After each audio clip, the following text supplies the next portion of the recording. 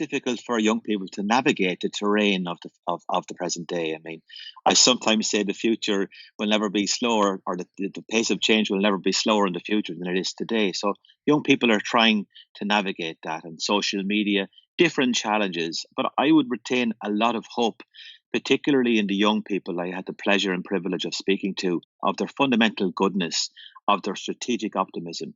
But it's certainly a challenging time to be a parent, and it's also a challenging time to be a young person. We get caught up in the small things of life, but actually the important things are managing ourselves, bringing the best out of ourselves and each other. When I tell people to mind their shed, they're kind of saying, "What did you ask us to do?" But the S for in shed stands for sleep. Right. To actually get a good night's sleep is so very important. And we haven't got on to social media and screen time and screen edgers, but sleep is so precious, and it's so important to manage ourselves. The H in shed stands for hydration.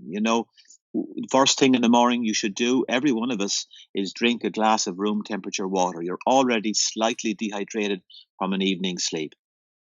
The E in shed stands for exercise. So making sure that you're breaking sweat at least 3 times a week will lower any levels of stress by 27%. That's better than any known stress relieving medication on the market. So exercise is so important.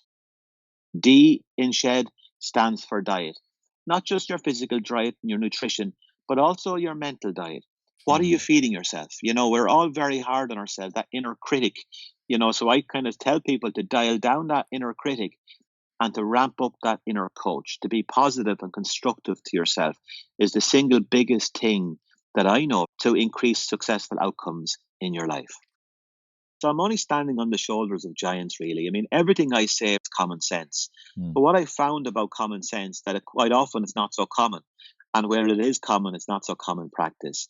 So I tell people, and I tell myself in likewise, to be strategically selfish. That investing in your own self-care is an investment in your capacity to help people that are in your care.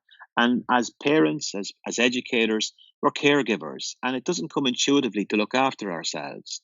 There's a doctor here in Ireland, Dr. S.H.E.D. Murphy. He's quite well known and famous. He runs a show called Operation Transformation. And Eddie said recently, he said, "You know what, when I'm doing this show, my own weight shoots up." And this is a show about people losing weight.